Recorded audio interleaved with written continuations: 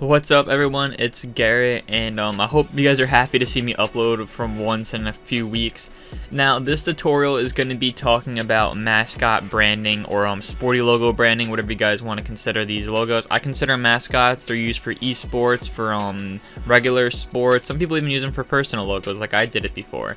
So we're going to be talking about branding them, specifically the versions that I like doing that I think look the best. And then, you can obviously take this onto your own level and do whatever you want.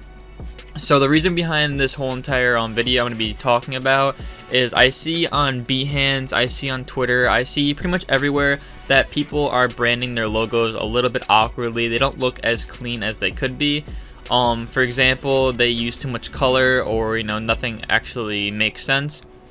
Also, the blur. We're going to be talking about the blur a little bit, and people just kill that blur, and they say it's for copyright reasons, but obviously, it's just to kind of make it a little bit more kind of depth-like. So I am going to show you guys an example of what I'm talking about. I was given permission to show this from Toucan, so this is going to be basically an example of, what not to do. This is kind of like the beginner mistakes of Mascot design.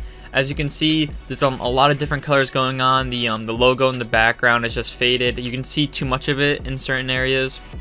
The blurs on his antlers and his arm are just too much, and there's no drop shadow to kind of break apart the levels. So we're going to be talking about basically ways to do that and ways to fix everything. So going into Photoshop, you guys can basically open up any size document. For this, I believe I use, let me check, yeah, 950 by 500. And I think this is a good size. It looks good on Twitter, 100%. If you guys are going to be posting this to Behance, I would use 1400 by, let's just say, like 650 or something like that, just because you want to make it a little bit bigger so you guys can get that full screen effect on Behance. But for a few examples I do want to show you. This is the first one I made. This is kind of like the basic one. This is kind of like the, a few little effects that don't really matter too much. It's just a kind of a color in the background, the logo, and then, obviously your logo broken apart. Version 2 has a nice gradient. This is personally my favorite to do. It basically incorporates the darkest tone with the, middle tone, and I think it looks really well. Version 3 is the lightest tone, and then the middle tone and a gradient makes it look really nicely. You guys can see that, it's a very good burst effect. And then version 4 is just basically the darkest tone with a gradient on it as well. So we're going straight into this. I'm going to keep my versions right here just so I have them for references when I'm doing things. We're also going to be talking about copyright lines and then border strokes just to kind of break apart things a little bit more. So when you're into Photoshop, all you want to do is create a new layer in the bottom right hand corner, and then you can make the you can just make it black for now. We're going to be changing the colors a bunch, so black is just perfect for right now. You want to grab your logo. If you guys don't have a Mascot logo to work with, I can leave this in the description below. You guys can download this. You guys can work with it a little bit. If you guys do make anything with it, be sure to message me on, let's just say, Twitter, and show me what it looks like. I can give you some opinions and stuff on that. But basically, all you want to do is take this and drag it into your document, and it's going to be a little bit bigger, and we're going to need a version like this, but we're going to, do that a little bit later. All you have to do is hit Control-T, hit the top left-hand corner, Alt, Shift, and then just drag it smaller. And size proportion is a super big deal with this. You don't want it too big, you don't want it too small. I think like right here is good. There's a if you can, obviously monitor size is different for everyone. If you could take like a ruler, you'd want like 1.5 inches on each side right here in the top and bottom. I'm using a 27-inch, so it's a little bit harder for me to say. Basically whatever you think your eye looks good. You don't want it super big, you don't want it super small, just so people can still see it but it's not taking up the whole entire screen. Alright, so next thing we do is gonna grab this one. We're gonna grab just the same one that we used before, except for we're gonna grab the original one, and you can make it bigger. It's gonna lose some of its quality, it's gonna get pixely, but that can be fixed. Basically, you can use whatever you want, whatever kind of scene. I like just making it bigger and then messing around with what I think looks a little bit nicer. Obviously, put it behind the Magic Branding logo or whatever logo you're using. And then you want to go right here to Image, Adjustments, and then Black and White. Now, the reason behind the black and white is so that when we add color, you don't see these red tints coming out on the blues or the yellows coming out on the blues. It's just strictly blues in the background. It's super important to make sure it's on black and white because we're going to be using filters and you just really don't want to have these color schemes popping out. Now you can, if you want to have your colors in the background. If you're going to do that, I'd recommend just blurring this background a little bit and then keeping it just like that. But we're going to go through the black and white filters just for my personal references. So the next thing you want to do is go to filter, blur, and then Gaussian blur, and you want to put it on about 1 to 2. I put it on 1.5, and it's really just for blurring the background, because you know that if something's in the background, it's obviously going to be blurred. That's just like the rule of how everything works. Then click OK, and then basically what's next is how you want to do it first. Now if I show you my first example, we just have the color in the background with the logo really just sitting there. So what we basically do is we're going to make a new layer above the background. We're going to click our eyedropper tool, which is an eye on our keyboard, and we're going to zoom in, and we're going to grab any one color that we think is going to work best, whether it's the midtone right here, a little bit of a highlight. You can use the really bright cyans or whatever you want to use. Personally, I'm going to be using, let's just go with the brighter blue for now. And of course, this is really easy to change. All you have to do is click right here on the screen, and it's going to go blue on your layer style right here, your layers. Click the logo above it, which is going to be your black and white logo, normal, and then put it to soft light. Now after you put it to soft light, I'm going to just duplicate my black and white layer and then hide it, because I'm going to be working with these same kind of files over and over again for you guys. And then you're going to click right here on the original black and white that's not hidden, and you want to lower the opacity just a little bit.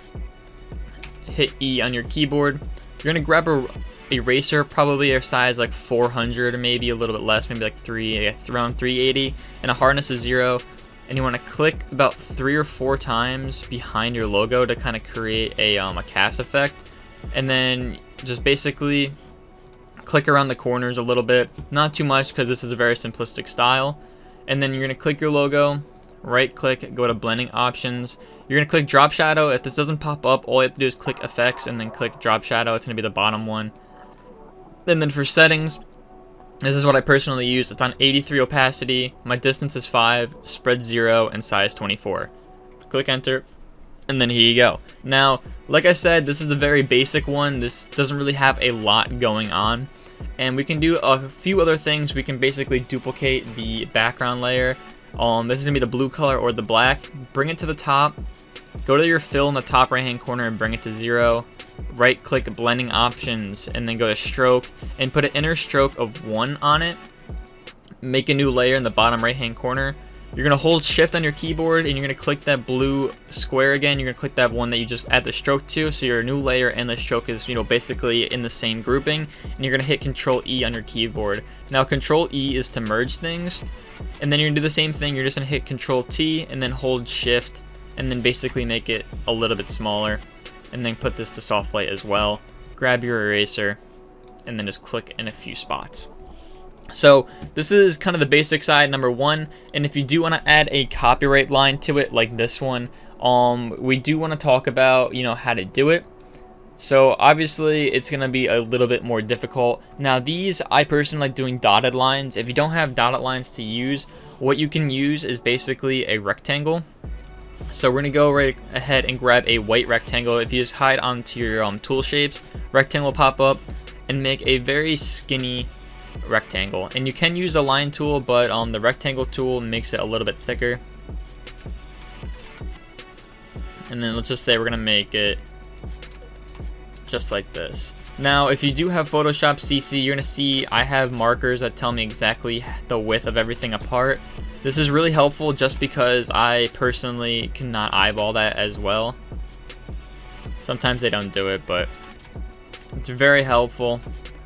And then basically when you get enough that you know what you're doing, hit Control E on all of them, duplicate them again. It's gonna be like that. You can rasterize them. If they're not all coming down together, you have to rasterize them, and that's just a kind of annoying thing in Photoshop. Should really be fixed, but obviously I'm not the creator of Photoshop, nor do I have a say of what they do.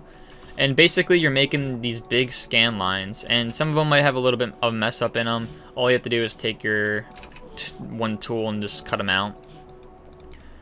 So you have these scan lines, basically merge them together, hit Control T, and you're gonna shift them so they're like sideways, like they have like this sideways scan line effect to them. And then you want to go back ahead, and if you messed up again like I did, it's very normal to have these kind of mess ups. You do want to fix them, because if you don't, then it's just another thing that looks a little bit mediocre, that you're not really caring about what your brand looks like. So you can do it this way. This is the way I personally do it.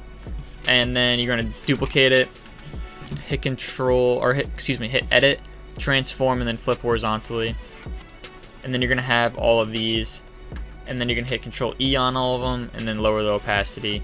And it's basically going to create kind of a little effect on it. If you think that there's too many lines going on, you could break apart the spacing more, or you can just make them bigger. If you make them bigger, like I said, it's going to make the opacity a little bit shittier. That's kind of the nicest way I can put it. So I would definitely just keep it the way you did it originally, or you guys can remake it. So that's going to be your copyright lines. I'm going to delete that and use the dotted ones that I've used. I personally made this. I'm going to be leaving everything in the description. I'll talk about that later in the video. So this is example number 1, and we're 11 minutes into this, so I'm going to break it down really quick into the other examples. So leave everything you have done already, make a new layer behind the background color, and grab the darkest tone, and basically your lightest highlight on your midtones, and then grab your gradient tool, and basically you're going to make a linear gradient just like this. And copyright lines are going to go a little bit of lower opacity. And then you can have that. You can basically make another new layer, grab your lightest tones, and then grab your darkest midtones, and then grab your radial gradient, and then make one like that. And then lastly, if you guys do want, you guys can just basically grab a dark tone and then make a solid color shape, and then you basically are back to normal. Of course, I would just keep messing with the opacity with your copyright lines. You don't want them to look like this. Now, if you're selling it, I would really keep them up. I'd probably keep them above 15, but like I said, for portfolio reasons, I would only keep them above, 5 to 10%. That's really nothing that's too crazy. Now, personally, when you're doing this, I really like this gradient effect one. I think that it looks really, really clean. And then let's just say you're sold on this certain effect. All you want to do is click your bottom layer, click your top layer of everything you're messing with, hit Control G, which is to group everything, hit Control J, and then hit Control E. Now, those 3 keys is to group, to duplicate, and then to merge. Hit Control J once again to have a safe layer.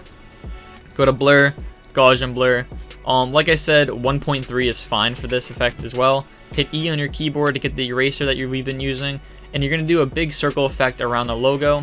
And you're going to grab, let's just say a smaller size, about 130. And you want to just erase everything except for like a corner, like 2 corners, like this G right here in the corner, and then the top of the brush corner. And then that's basically what you want to do. You can merge these layers again, hitting Control E. Once again, hit Control J and go to Filter, Noise, Add Noise. And then you want to add about, let's just say 1% of noise on your thing. Make sure that it is Gaussian, and then hit OK. And then you're going to take your eraser on about a size 400, and you're going to click basically in a cross, and then you can click once inside the logo, so you have a little bit of noise in here and a little bit of noise on the corners and stuff like that. Merge them together, and then you guys have basically your own Mascot branding example. I really think this works really well. You guys can obviously mess with it yourself, different colors, different shades, whatever you guys want to use. Saving this image, you want to go to File, and you can go to Save As, or if you guys need to send it to, let's just say, a client, or your file sizes are usually getting too big, go to Save for Web Legacy. Make sure that it's on PNG 24. Click Save. Go to your desktop or go to a folder, and we're going to put it Magic Branding _ tutorial. And then it's going to save. It saves very quickly, and then we can click on it, and then we have basically our branding. And this is going to be it for the tutorial. I am going to leave a download link for everything in the description below. How this is going to work is it's going to be a tweet based system. If you guys want to, let's just say, get this file for everything that I've been using, you guys can tweet it out. There's going to be a sell file link with the free option, or you guys can donate $1 to kind of help me do things. You know, the dollars actually help. I have gone to the movies a bunch of times because of it, and I just think that it's a very, you know, good, helpful way. I do appreciate if you guys do donate. However, it's for free. You know, it doesn't really take much. All you have to do is tweet it out on your Twitter account, and then it'll give you a download link once again. So like I said, my link to my mascot logo for Magic Branding will be in the description below. Everything you guys need will be in the description, whether it be this mascot logo or right here. My version is going to come with the dotted lines, and you guys can use it for basically whatever you want. I will rename all of these versions as well. So if you guys have any questions, comments, or concerns, let me know in the comment section below. I hope you guys enjoy this tutorial. It's very easy and basic. I do have a modern letter logo being made right now. I'm having a very difficult time, you know, setting up my camera and recording it perfectly that I want it to be. However, it's going to be coming out shortly. So if you guys can, leave a thumbs up on my video. Make sure to comment below if you guys enjoyed this, if you have any video ideas or comments, and then of course subscribe to my channel. It means a lot that you guys have, you know, gave me so much support. Over 19,000 subscribers. That's insane. But hope to see you guys in later on videos. Mention me and tag me and DM me whatever you guys make in this video, and I hope to see you guys in the next one. Peace out.